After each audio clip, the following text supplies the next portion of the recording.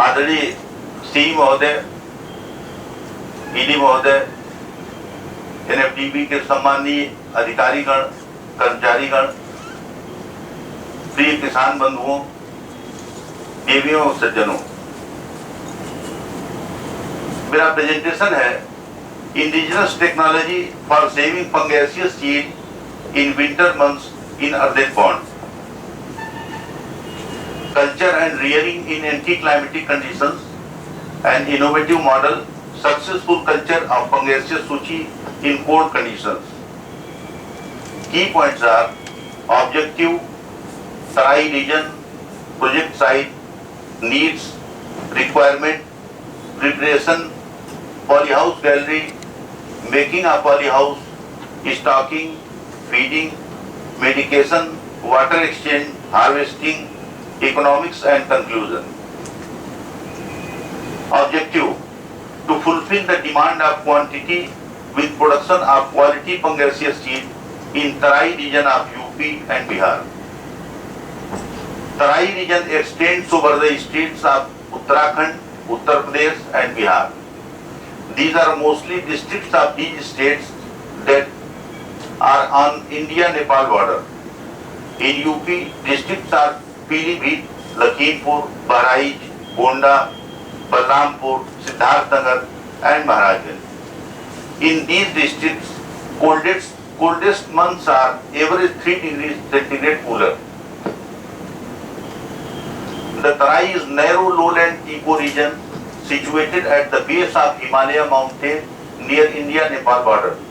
This yellow strip, ये तराई का portion जो नेपाल बॉर्डर से सटा हुआ है, इंडिया का वो हिस्सा जो पतली पट्टी करीब 25 से 30 किलोमीटर की होती है, ये नेपाल बॉर्डर से सटी हुई, इसे तराई बोलते हैं। यहाँ पे लगभग 3 degree average minimum temperature cooler रहता है। The project site: first Sisoa Bazar, Maharajganj, UP. Second one Tekuatar, Kushinagar, UP.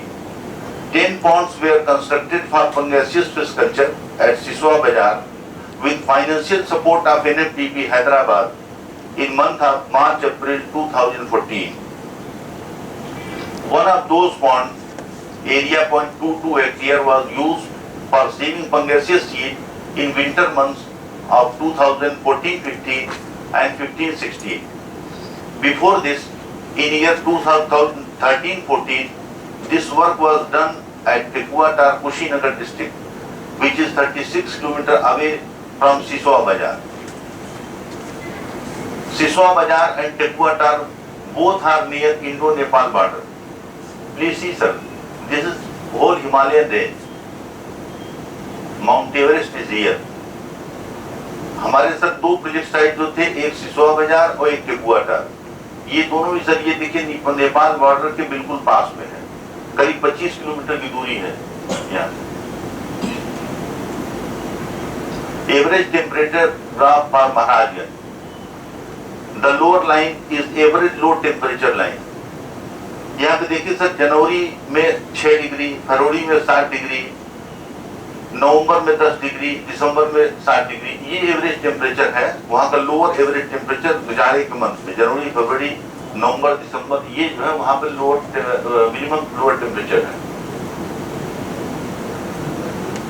Fungaceous do not survive below 50 degree centigrade water temperature. Fungaceous get infected very soon below 18 to 19 degree centigrade water temperature. In control pond of our project site, minimum water temperature varies from 12 degree centigrade to 18 degree centigrade in winter season.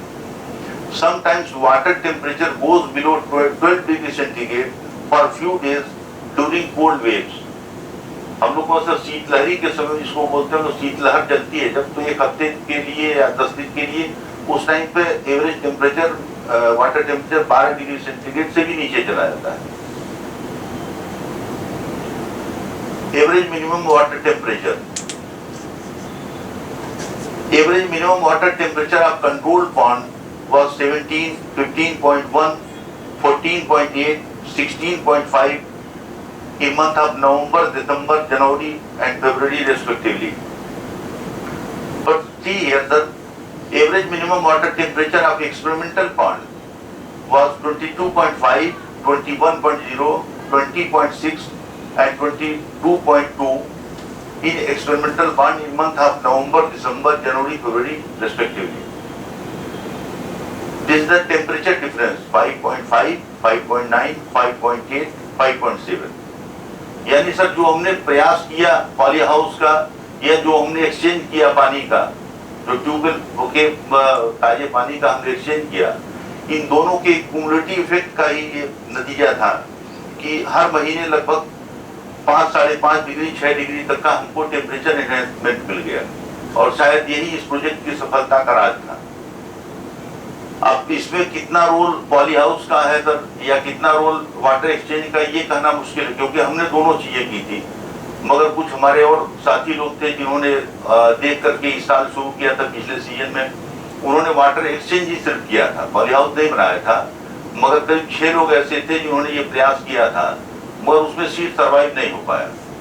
तो ये माना जाना चाहिए कि दोनों का ये संयुक्त प्रयास था जिससे ये टेम्परेचर बढ़ा और मछलियां जीवित बची।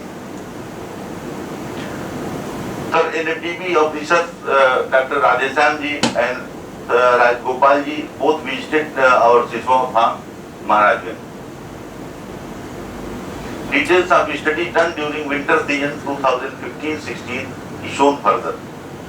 Several leads directed us towards this objective. Needs were popularity, cost, mortality, quality, monopoly, timing, seed size, transportation, stunted yearling and trade limitations. Popularity among farmers.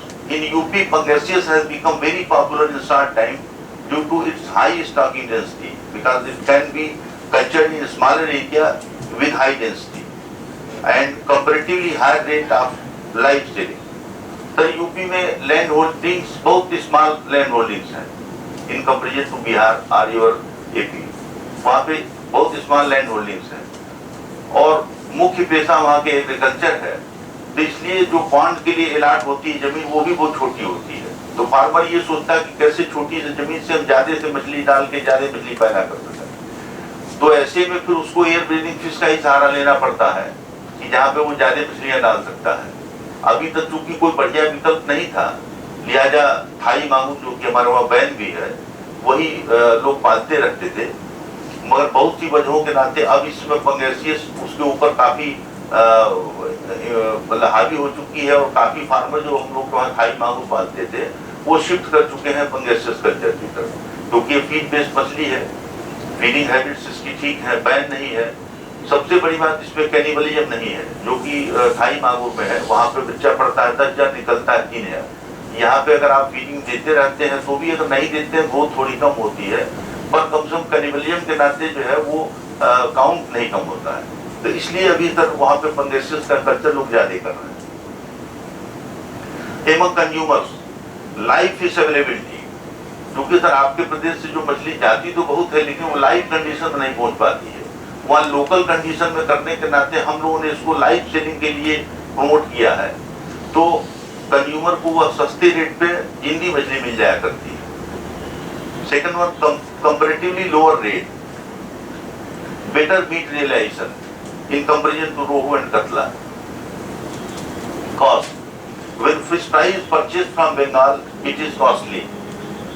When cultured in local conditions, UP and Bihar, it is cheaper. Mortality, due to transport exertion, fish eats get injured during long distance traveling. As a result of this, heavy post-stocking mortality is seen, which contributes in heavy loss and adds to the production cost. Impact, increase the price for consumers, lowers the profit margin to farmers. Quality, fish farmers face quality concern. Most of the time they receive infected fish seed supply. Impact, mortality, extra medication and increased production cost. Monopoly, farmers are bound to buy seed from fish traders of Bengal as they are the only supplier and no other competitor in this area.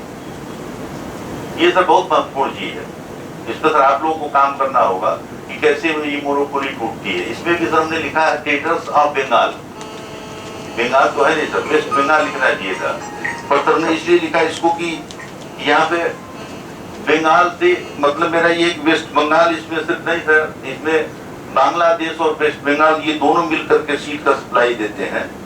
और हमारे वहाँ ज्यादातर जो seed अभी बंगाल से आते हैं, waste Bengal से, वो बांग्लादेश से आते हैं। मोर देन 80% सीड अभी भी जो कलकत्ता के ट्रेडर देते हैं वो बांग्लादेश से देते हैं।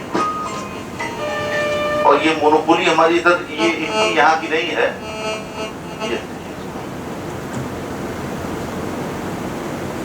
ये बांग्लादेश के जो प्रोड्यूसर्स हैं उन लोग की भी मोनोपोली है।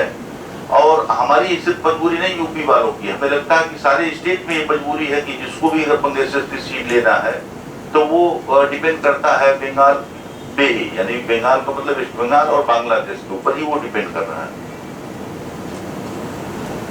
Seed is not available as per required time sir.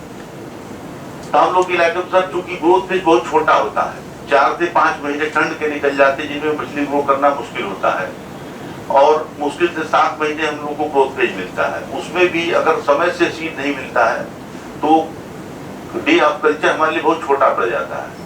और जो सप्लायर होते हैं पहले वो बल्क सप्लाई देते हैं, बड़े फार्मर सप्लाई देते हैं, फिर वो धीरे धीरे करके अपनी सुविधा के हिसाब से जिससे रेट बढ़िया मिलता है उसको पहले सप्लाई देते हैं, बाद में जिससे थोड़ा कम मिलता है उसको देते हैं, जिससे ज्यादा बेचना होता है उससे पहले देते हैं। तो इस लिहाज से वो समय से बच्चा नहीं सब मिल पाता। इवन कभी कभी तो वो मार्च लास्ट नहीं अप्रैल लास्ट तक बच्चा देते हैं। ऐसे में डे ऑफ कल्चर बहुत छोटा मिल जाता है, मछली को बड़ी नहीं कर पाते हैं। Seed size, local farmers are not getting desired size. अगर उसे बड़े साइज का बच्चा मांगा जाता है तो बड़े साइज का बच्चा या तो नहीं दे पाते हैं या वो इतना ज्यादा कॉस्ट मांगते हैं हम ले ही नहीं पाते हैं। Transportation is costly because distance between supplier and purchaser is more. Stunted yearly. Due to multiple breeding of Pangasius, we do not know about breeding first, second, third and exact days of stunted yearly. Pangasius is produced in multiple breeding cycles and there is no method to check if the supplied seed is of which breeding cycle, first, second or third. Hence, exact age of stunted yearling could not be calculated. इसमें sir pangasius की जैसे हमारे वहाँ grass में रोहू में multiple breeding हो रही है, वैसे पंगेसियस में भी मल्टीपल ब्रीडिंग होती है। मल्टीपल ब्रीडिंग का मतलब सर ये कि अगर बच्चे की उपलब्धता पूरे साल बनाने के लिए पहले शुरू किया गया जब उपलब्धता नहीं थी, मगर अब जबकि क्वालिटी सीड की बात होती है तो उसमें फर्स्ट ब्रीडिंग के बच्चे को ज्यादा तरजीह दी जाती है। लेकिन बंगाल से बच्चा खरीदने पे हमें ये नहीं पता चल पाता वो पहली ब्रीडिंग का है, दूसरी ब्रीडिंग का है या तीसरी ब्रीडिंग का। अगर हम अपने वहां लेके रियर करके उसको तैयार करेंगे, सपोज सर अगर हमने अप्रैल में बच्चा खरीदा तो हम निश्चित है कि ये बिल्कुल फर्स्ट ब्रीडिंग का। इवन कि मई में भी अगर बच्चा लेते हैं तो हमें मालूम है उस टाइम तो सेकेंड ब्रीडिंग नहीं हो सकती है। तो वो बच्चा लेकर के अगर हम स्टंट करते हैं तो क्वालिटी के बारे में हमें श्योर हो सकते हैं हमें जो बच्चा चाहिए वो मिला हुआ है। By rearing in own parts we can solve this quality issue. Trade limitations. Small farmers are not able to trade with fish traders of Bengal due to fish traders of Bengal are interested only in bulk supplies that small farmers could not deal with. In case they succeed to find a trader, it would be costly on the transportation part, finally increasing the production cost. Requirements: bamboo pole चाहिए, nylon rope, thermocol boxes, polythene sheet. Polythene sheet means Silpaulin. Silpaulin basically sir Silpaulin एक तरह का cross laminated polythene sheet है। Cross lamination होने के नाते इसकी मजबूती बहुत बढ़ जाती है और ये बहुत वजन में हल्का होता है। हमने यहाँ पर जो यूज किया हुआ है वो 90 GSM का इस्तेमाल किया हुआ है। 1 स्क्वायर मीटर का वजन 90 ग्राम, बहुत हल्का हुआ, मतलब पूरे पॉन्ड के लिए जितना हमने इस्तेमाल किया था वो टोटल वजन 2 क्विंटल भी नहीं होगा था। और जो वजन होता है वो सिर्फ ड्यू जो गिरती है उस ड्यू के नाते उस सिल्पोलिन का वजन ज्यादा बढ़ जाता है, अदरवाइज इसका वजन कुछ नहीं है और बहुत मजबूत है, सेमी ट्रांसपेरेंट है, तो इससे लाइट भी कुछ हद तक पेनिट्रेट करती है, तालाब पे पड़ती है, तो इसलिए हमने ये सिल्पोलिन इस्तेमाल किया था। Bamboo poles fixed to raise initial frame structures. Poles are fixed on both sides of pond as well as in the middle of pond. hole in middle provides rest to sheep and prevent it from sinking towards water surface. Thermocol box arrangement. Thermocol box tied with ropes on water surface. A height of 3 box set is placed in middle and 2 box set is placed on each side of middle one. Further 2 boxes are placed near dike on either side. It gives shape of a hut after final preparation. See here, sir. This is 3 box height, 1, 2, 3, and after that 2 box height, and these are single boxes. So they give a final hut-like structure. And these are 36 rows width-wise.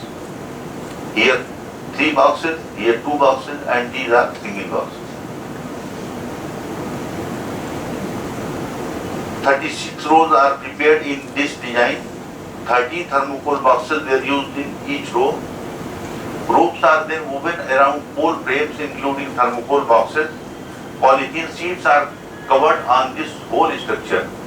18 pieces of 90 GSM silcoline sheets, dimension 18 feet into 100 feet, are tied on both dikes of pond. These sheets are then interlinked with each other using pre-built eyelets. Next to it, nylon ropes are again woven on top of sheet to support them against wind force. तालाब में basically तो वो हम लोग thermocol box डाल करके ऊपर से नायलॉन रोप से बेम्बो पोल्स में लगा देते हैं और उसके ऊपर फिर ये पॉलीथीन शीट बिछा दी जाती है, जैसा कि हमने बीच में दिखाया। ये तो इसका क्रॉस सेक्शन हो गया। इस तरीके से ये थर्मोकोल बॉक्स सेट कर दिए जाते हैं, बीच में हाइट ऊंची कर दी जाती है और ये इधर जो है कम कर दिया जाता है और ये बीच में बेम्बो पोल्स और रस्सी के थ्रू इसको दोनों का सपोर्ट मिल जाता है। इसके रो के भीतर सर ये 2.5 मीटर का डिस्टेंस रखा गया है इस एक्सपेरिमेंट में। Poly house gallery, this sir final poly house complete होने के बाद ये बेम्बो पोल सर बीच में बेम्बो पोल दे दिए गए हैं और इसको बीच में ऐसे रस्सी देके इधर से भी सर ऐसे भी विड्थ वाइज भी रस्सियां बांधी है और इसके नीचे थर्मोकोल बॉक्स। अगर रस्सी से वजन ज्यादा बढ़ता है तो थर्मोकोल बॉक्स उसको सपोर्ट कर देता है। Making a poly house, basically it is making a poly house, my first poly house which I made in 13-14। ये सर इसमें थोड़ी गलती हम लोगों ने ये की थी, शुरुआती जो की था पॉली हाउस, तो इसमें बीच में जो हम लोगों ने रो दी थी वो सिर्फ डबल बॉक्स की थी, 3 बॉक्स हाइट नहीं दिया था और ये हमने क्वायर रोप इस्तेमाल किए, स्क्वायर रोप इसमें इस्तेमाल किया है, नायलॉन रोप दिया है।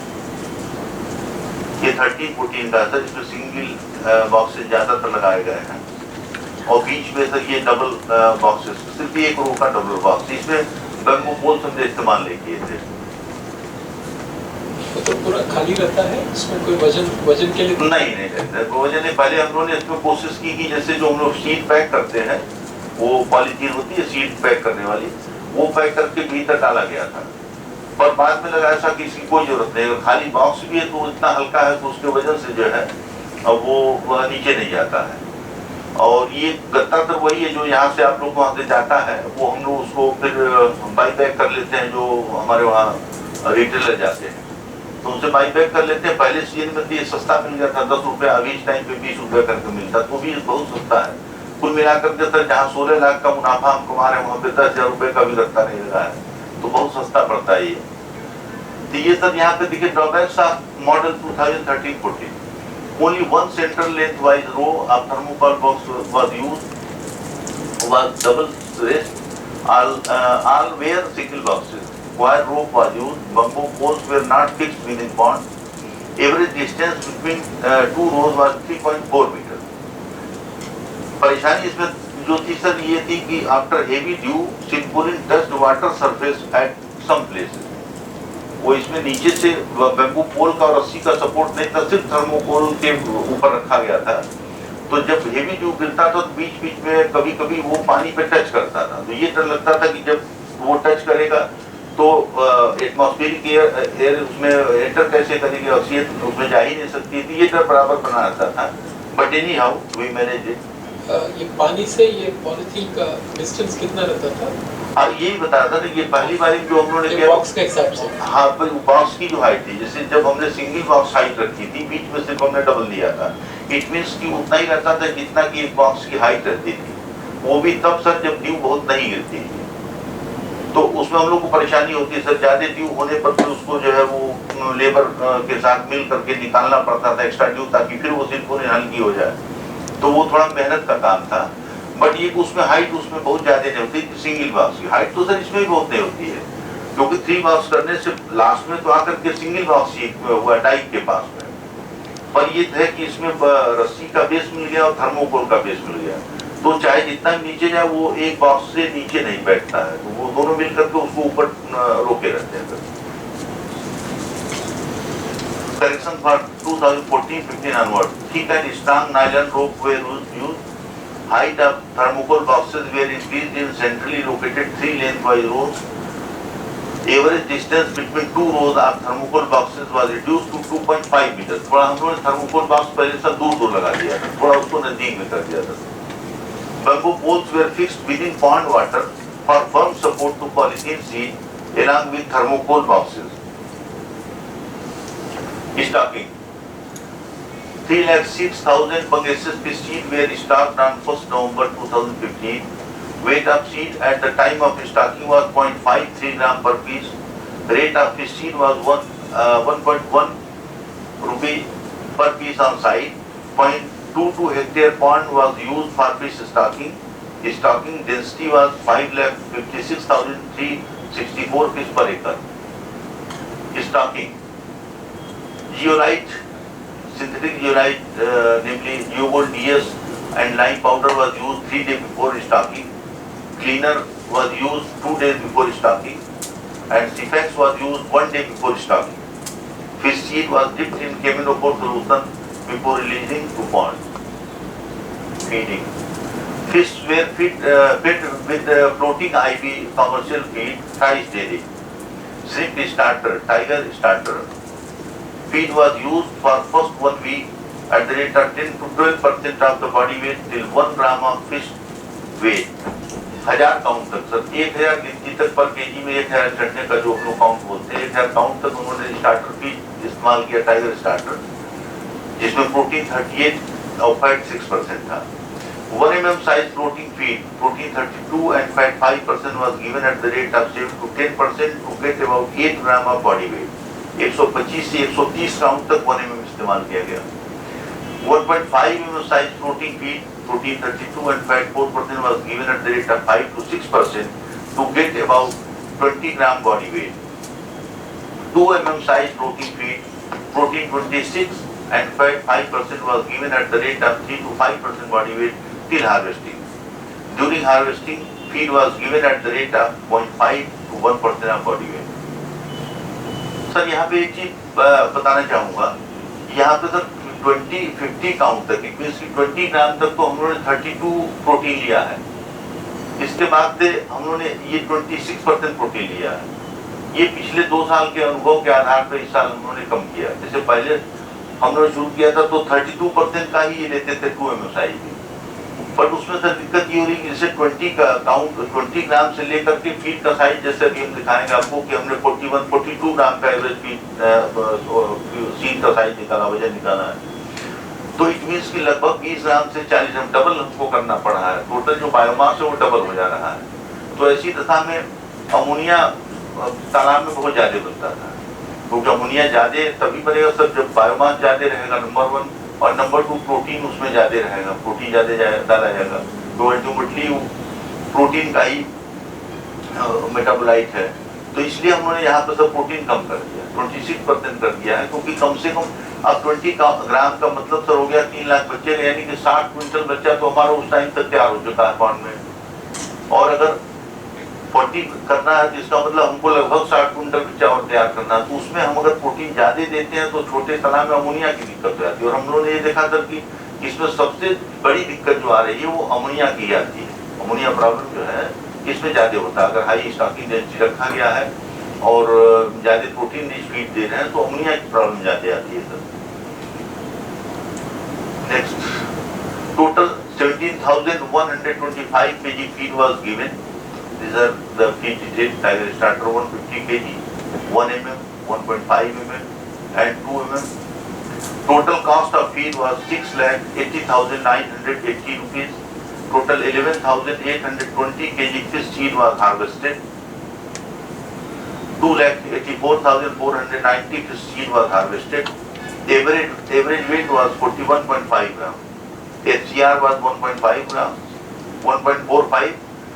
Average feed rate was 39.8 rupees per kg.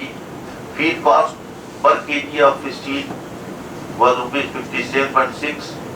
Feed cost per fish was rupees 2.39.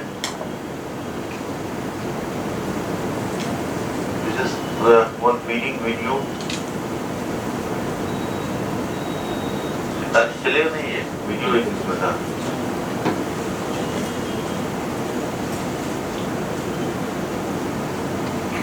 चलिए देखो बाद में देख लेंगे।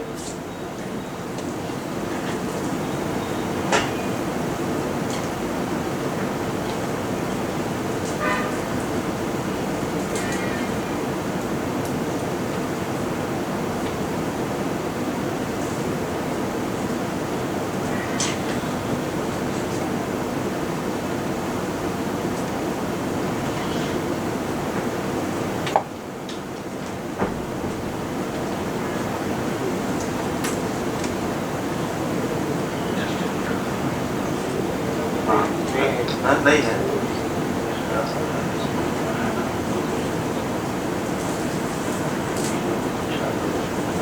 चलिए छोड़िए बोले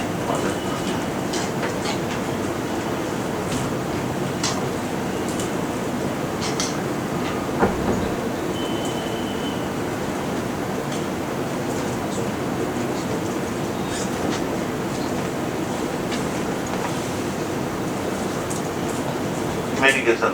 Cefax, Ponginil and Yogurt DS was applied regularly. Liver tonic, yeast powder, enzyme and immunobooster MNF was used regularly. Ammonia binder, Eucafresh was used when needed. Ivermectin was used for 7 days in month of December. Common salt and lime powder was used when needed. Water exchange. 4-inch tube well bore was used for water exchange. 7.5 HP diesel water pump was used for water exchange during night time. 6 to 12 hour water exchange is needed for 4 months, November to February during night time. Minimum 20 degrees centigrade water temperature was maintained and time and duration of water exchange was adjusted accordingly. Sir water exchange का हमने ये सोचा कि कोई दूसरे तरीके से पानी हमें गर्म करना है, तो दूसरा कोई तरीका इतना आसान नहीं दिखाई दे रहा था। लिहाजा हम लोगों ने नेचर से ही मदद लेना उचित समझा, क्योंकि बोरवेल वाटर का टेम्परेचर हमेशा से 26 डिग्री रहता है। वो चाहे टेम्परेचर बाहर का जितना भी ठंडा हो गर्म हो उससे मतलब नहीं है। बोरवेल जब भी देगा पानी तो 26 डिग्री हमारे को मिलता है। तो उस पानी को हम लोगों ने यूज करना बेहतर समझा। उससे दो फायदे हो जाते, दो क्या और भी फायदे हैं, तो इसमें बाद में डिस्कस करेंगे। एक तो हमें टेम्परेचर भी मिल जा रहा है, दूसरे उसका वाटर एक्सचेंज हम जब कर रहे हैं तो जितना भी न्यूट्रिशनली रिच वाटर है या पोल्यूटेड वाटर है वो एक्सचेंज भी होते जा रहा है। तो पॉल्यूशन दूर करने के लिए मेडिसिन का इस्तेमाल करने पर भी वैसे भी उन लोगों का मेडिसिन कॉस्ट बहुत बढ़ रहा है। तो कहते कहते हुए the only solution of pollution is dilution. तो हमने उसको फिर पानी निकालना शुरू कर दिया और उससे पानी हमारा गर्म भी हो रहा है और हमारा जो पोल्यूशन वो भी खत्म हो रहा है। और पानी सर कितना देना है ये डिपेंड करता है हमें कि कितना वाटर टेम्परेचर उस पर्टिकुलर डे का है। वो कभी किसी ने हम लोगों ने 6 घंटे भी चलाया है, किसी ने 12 घंटे भी चलाया है और किसी ने एक पंप सेट के बजाय 2 पंप सेट भी चलाया है। ये कोई निश्चित नहीं सर कि एक दिन में हमें वो किसी ने 3 घंटे 4 घंटे भी चलाना पड़ा है। तो वो निश्चित ये नहीं हमको पर डे इतना चलाना है। जब भी हमें जरूरत महसूस होगी, थर्मामीटर लगा है वहाँ पे, हर आदमी को चेक करते रहना है 20-20 5 घंटे पे। अगर वो 21 डिग्री है 22 डिग्री है, हम लोगों ने सेफ्टी के लिए अपने स्टाफ को बोल रखा था कि 21 डिग्री से नीचे नहीं जाना चाहिए, जबकि यहाँ पे हमने 20 डिग्री लिखा हुआ है। इसलिए कि अगर 1 डिग्री वो गलती कहीं करते भी है तो भी 20 डिग्री के नीचे न जाने पर तो फिर पानी उसी हिसाब से हमने चलाया कि इतना जरूरत थी।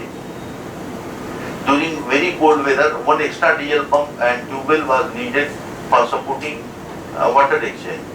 By combined effect of water exchange and polyhouse, 5 to 6 degree water temperature was increased against control point. जैसा मैंने बताया था, यही पूरे प्रोजेक्ट में हम लोग के लिए सफलता की चीज थी कि अगर ये मेंटेन कर लेगा तो मुझे उम्मीद थी कि अगर ये हम लोग मेंटेन कर ले आएंगे तो शायद हम लोग को सफलता मिल जाएगी।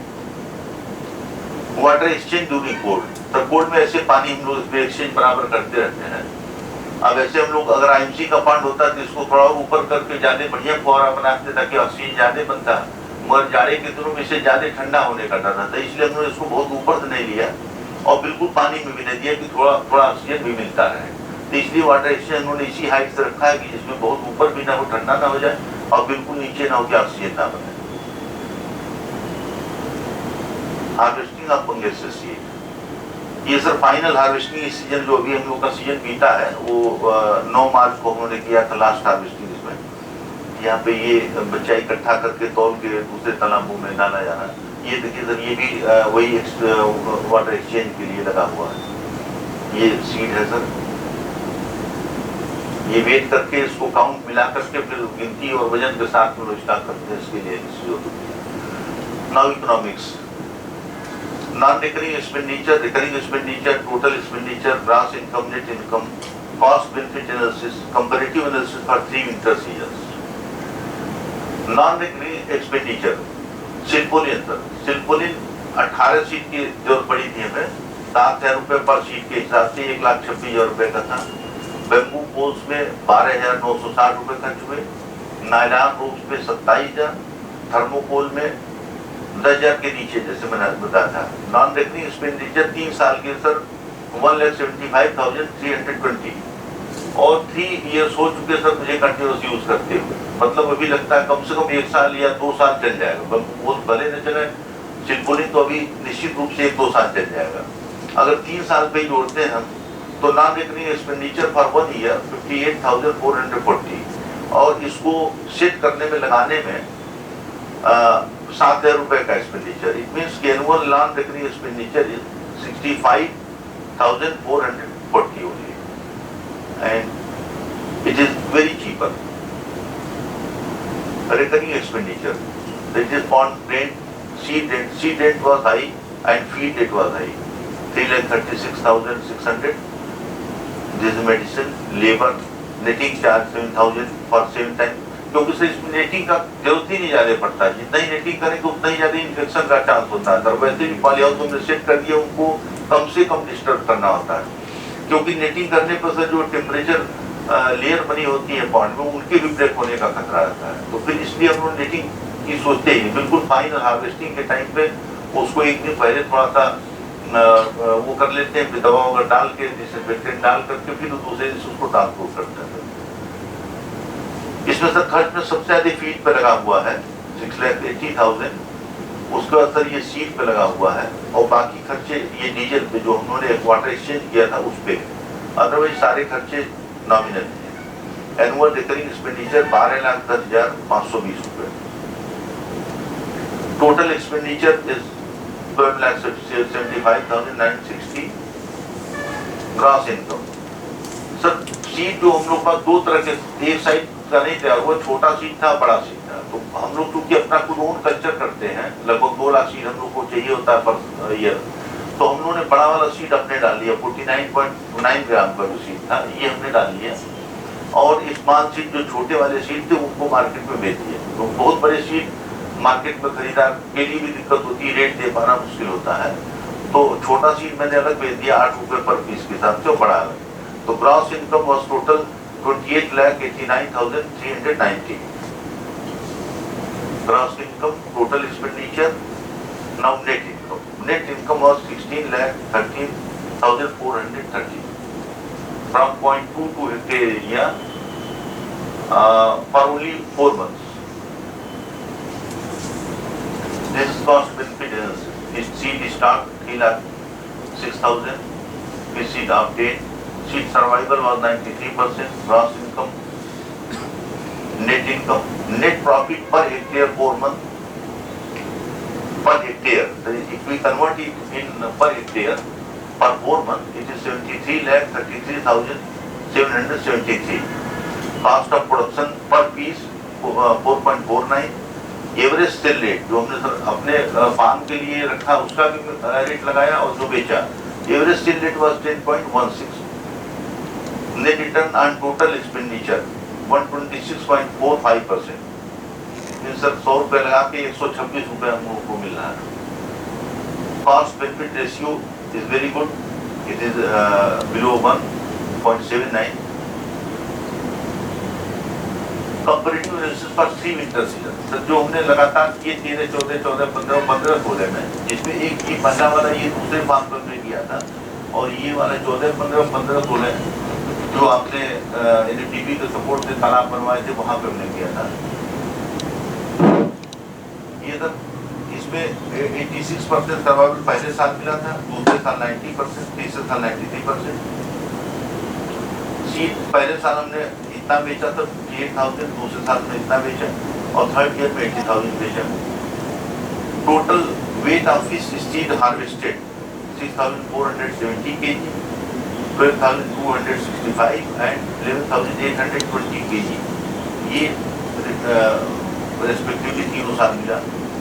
Average weight of fish seed in first year it was 25 gram and next year more than 41 gram. Cost of production पर piece first year 3.17, second year 5.23 and third year 4.49. Average second year क्यों बढ़ा था ये sir? ये second year sir इसलिए बढ़ गया कि जैसे जो हम लोगों ने पॉन्ड कॉन्स्ट्रक्ट करवाया था उसमें सर कॉन्स्ट्रक्ट करवाने के बाद से तुरंत हम लोगों ने स्टॉकिंग कर दी, क्योंकि ये पहले साल का मेरे पास बच्चा तो ये रखा हुआ था ही जो मैंने दूसरे फार्म पर किया हुआ था. तो जैसे ही आपका ये दिया हुआ फंड मिला हम लोग फट उसको तालाब बनाया और सीड खरीदना था नहीं सर, ये सीड हम लोगों ने जो बचा हुआ था उसको स्टॉक कर दिया और स्टॉक करने के बाद सर उसमें जैसे हमने मार्च अप्रैल में उसकी स्टॉकिंग कर ली थी. अप्रैल, मई, जून, जुलाई, अगस्त, सितंबर और उसको सर हमने जब हार्वेस्ट किया तो हार्वेस्ट करने के बाद हमको बहुत मौका नहीं मिल पाया पॉन्ड फिल्ट्रेशन का. इवन कि वो पानी जो था जो दूषित पानी था उसको भी हम पूरी तौर पर नहीं निकाल पाए और फिर वो जल्दीबाजी में हमको उसी में स्टॉकिंग करनी पड़ गई. तो गड़बड़ी से वही शुरू हुई और फिर धीरे धीरे तक तो उसमें कुछ और दिक्कतें रही. जैसे उस साल हमने सीड जो परचेज किया था वो हमको महंगा मिला था. उस साल जो हमने सीड बेचा ये वाला सर 92,500 उस साल सीड थोड़ा कम रेट से बिका. इस साल रिलेटिवली जो फार्मर होंगे हमारे सब जानते होंगे कि इस साल प्रोजेक्शंस का सीड काफ़ी महंगा था, क्योंकि वो बांग्लादेश बॉर्डर पर थोड़ी दिक्कत होने के नाते सीड बहुत ज़्यादा आ नहीं पा रहा था बांग्लादेश.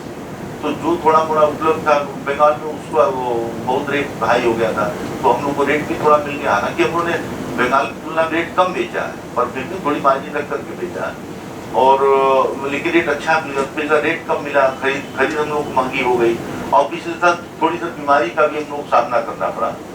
उसमें हम लोग को नुकसान हो गया. वो रेड माउथ डिजीज जो थी तो वो एरोमोनास के नाते हुआ थी, तो हम लोग को फिर एंटीबायोटिक वगैरह में काफ़ी खर्च करना पड़ा. तो इस हिसाब से जो है पिछले साल हमको महंगा पड़ गया. एवरेज वेट हमने बता दिया था. Rate difference sir, rate difference ई परचेज फ्रॉम बंगाल. अगर हम उस सीड को खरीदते जो एवरेज सेल रेट हमने यहाँ पे किया था ये तो बंगाल सर 9 रुपये, 11 रुपये, 12 रुपये मिलता है. ये आगे सर 100 बार मैंने दिखाया हुआ है यहाँ पे.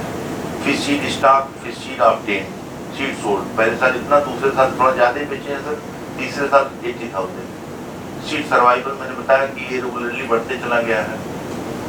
Average sale rate of fish seed purchase from Bengal. Sir this is average sale rate. ये हमने जो बेचा है पहले साल इतने का, दूसरे 8 रुपये, तीसरा 10 रुपये 16 पैसे.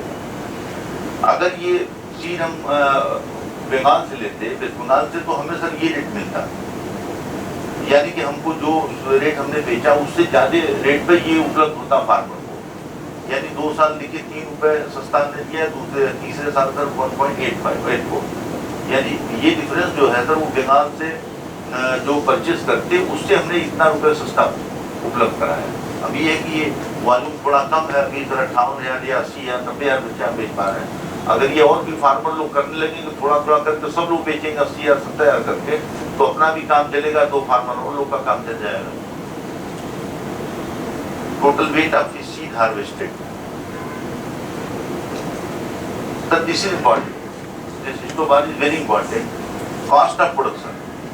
वो तो सर हमारे सेल रेट से और कलकत्ते के सेल रेट से कंपेयर किया गया था। यहाँ पे कॉस्ट ऑफ प्रोडक्शन जो है जो हमारी आई है वो first year 3.17, second year 5.28 and third year 4.49। और उस टाइम पे जो बच्चा हमारा जिस वजन का था 41 ग्राम के ऊपर का, उसका रेट 11 रुपये 12 रुपये 2 साल का था, और जो 25 ग्राम का था बच्चा उसका 9 रुपये का। यहाँ पे डिफरेंस सर बहुत ज़्यादा है। फर्स्ट ईयर में 5.83 रुपीज़ का डिफरेंस था, दूसरे साल में 5.72 रुपये का डिफरेंस था, इस साल 7.5 से ज़्यादा का डिफरेंस था। अब तक 2,04,000 बच्चे हमने अपना खुद का स्टाक किया है। अगर मैं जो है वो 7 रुपये 50 पैसे भी ज़्यादा देता तो 15 लाख रुपये तो मेरे वैसे ही चले गए थे। और जो दूसरे ये सर कि फार्मर के लिए भी वो कम से कम 3 रुपये तो मार्केट सस्ता पड़ ही रहा है। अपने लिए जो है जो फार्मर का ये रियर कर रहा थे वहाँ, तो सबसे बड़ा फायदा तो सर उसको स्टार्टिंग में ही मिल रहा है। वो 6 रुपये 5 रुपये 7 रुपये कम से कम उसका सीड जो कलकत्ते से खरीदेगा वो बच गया। अगर वो 1 लाख बच्चा पालता है तो उसे 5 लाख 6 लाख मिनिमम शुरू में ही बच जाते हैं। ये फायदा सर उसको होना ही होना है। ये कंपैरेटिव एनालिसिस 3 साल का है sir. Total expenditure, cost income, net profit per hectare per year. Sir यहाँ पे देखिए पहले साल में 1 करोड़ 5 लाख के आसपास का net profit per hectare per year है, दूसरे साल 1 करोड़ 8 लाख पर हेक्टेयर का है, और तीसरे साल ये 2 करोड़ 20 लाख करीब पर हेक्टेयर का है, पर हेक्टेयर पर ईयर। अगर इसको कन्वर्ट करते हैं सर पर हेक्टेयर, इसको मैंने सर दिया है जो बात। ये टोटल एक्सपेंडिचर का है सर, ये ग्रॉस इनकम का है, ये नेट इनकम का। नेट इनकम सर ये यानी कि थोड़ा तजुर्बा हम लोग का जैसे समृद्ध हुआ है तो नेट इनकम में थोड़ी बढ़ोतरी हो रही है। और आगे भी सर जैसे बहुत सी चीज़ें हम लोग को अभी नहीं मालूम है, जैसे डीजल का हम लोग को बहुत जानकारी नहीं है, क्योंकि अभी कभी हम लोग के लिए भी तो नहीं चाहिए। 5-6 साल पहले हम लोग 6 साल पहले शुरू किया, तो अभी जब इंटेंसिव कल्चर करना शुरू करेंगे तो ज़्यादा बीमारियाँ आएंगी, तब उनके बारे में थोड़ा हम लोग को ज़्यादा एक्सपोजर मिलेगा।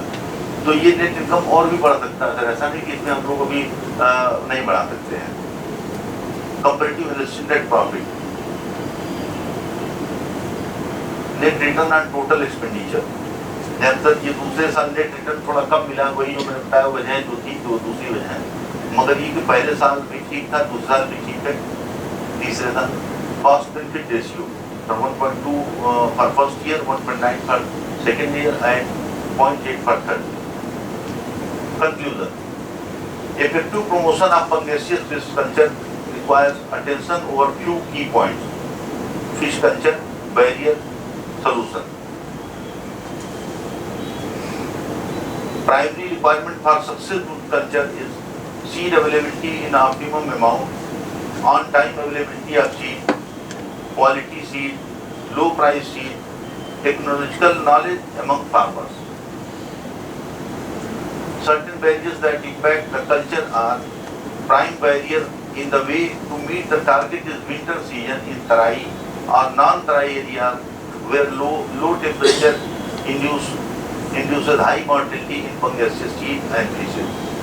Besides that, higher seed prices for low quality seed is major concern. Sir यहाँ पे एक चीज़ अंडरलाइन करना चाहता हूँ, जैसे अभी हमारा एक्सपेरिमेंट तो तराई रीजन के लिए था, जैसे मैंने दिखाया कि वो नेपाल के बॉर्डर के नीचे जो हम लोग की पट्टी चलती है जहाँ पे हम लोग को थोड़ा ठंडा इलाका मिलता है। मगर जो हमारे और साथी लोग थे जिन्होंने और भी यूपी में कई जगह करने की कोशिश की, जैसे बनारस में, सोनभद्र में, लखनऊ में, जो तराई का इलाका नहीं है, जहाँ पर relatively minimum lower temperature high रहता है हम लोग की तुलना में 3 डिग्री 4 डिग्री, वहाँ भी ऐसा देखा गया कि उनका सीड मर जा रहा है। इवन सर जो कलकत्ता में सीड लोग रियर कर रहे हैं वहाँ से भी बहुत अच्छा रिपोर्ट नहीं है। जाने के दिनों में उनके वहाँ भी मॉर्टिलिटी बल्कि उनसे बेहतर परफॉर्मेंस हम लोग का, वहाँ भी ला करके वो लोग छोटा सीड अपना या तो निकालते हैं या बांग्लादेश ला के रियर करते हैं, और वहाँ भी उन लोगों को सर्वाइवल रेट इतना नहीं मिल पा रहा है। मेरे जानने वाले खुद ही 2-3 ट्रेडर हैं जो बड़े ट्रेडर हैं सीड के, वो लोग नहीं पा रहे हैं।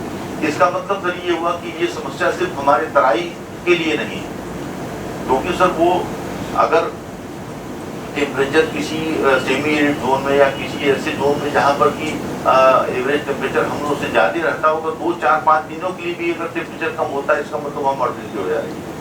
तो इसके लिए कोशिश करनी होगी कि ये हो सकता है ये जो इंडिजिनस टेक्निक जो हम लोग अपना करके सफल हुए हैं, लगता है कि उन लोगों के लिए भी इसकी जरूरत पड़ सकती है। वो भले थोड़े दिनों के लिए काम आवे, मगर उनके लिए हो सकता है इसकी जरूरत पड़ सकती है। Solution: we need to take several steps to break the barriers, to promote low-cost indigenous methods to rear Pangasius seed in winter months, to promote Pangasius hatcheries at least one in each state, training fish farmers to deal with anti-climatic conditions and to learn scientific pisciculture. तो इसमें hatcheries के लिए मैं इसलिए सोच रहा था कि अगर नहीं होगा तो ये रियर हम लोग कब तक करेंगे और किस किस स्टेट में करेंगे।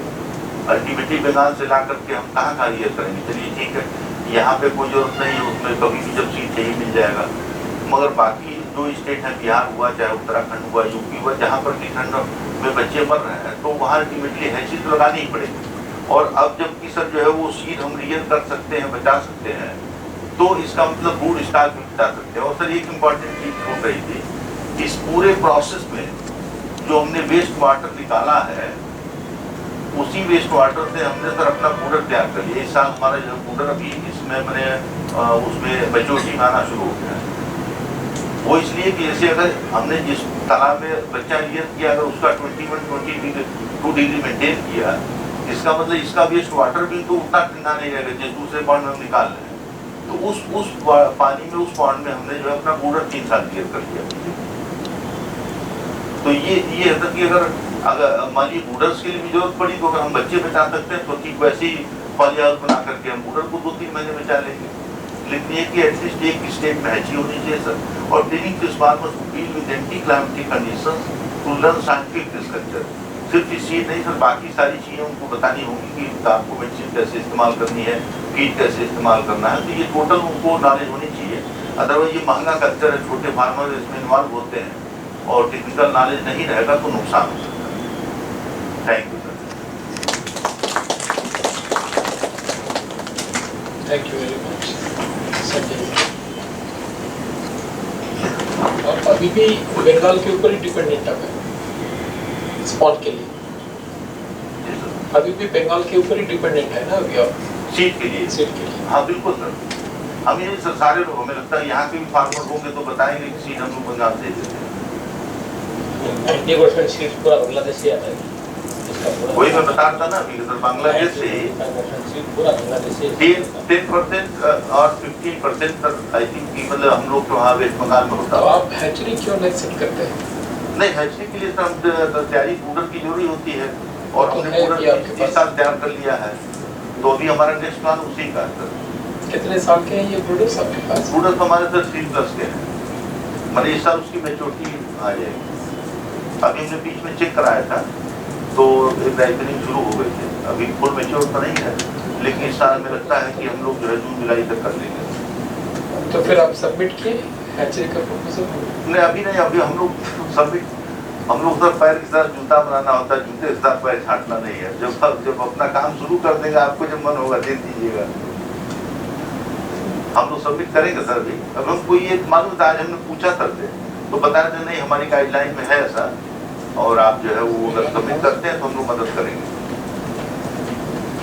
Submit he is an educated person, so he can submit it as an independent project, as a fishery graduate.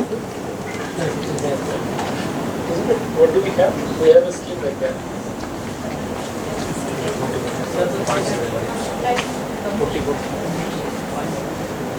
So Shabam, I can tell you exactly what that scheme is all about. Promotion of fisheries graduates projects skill development. It was that time they were given some. But we have the scheme. We have the scheme, and that It's is not in the guidelines. it's not in the guidelines. Over and above that. Yes.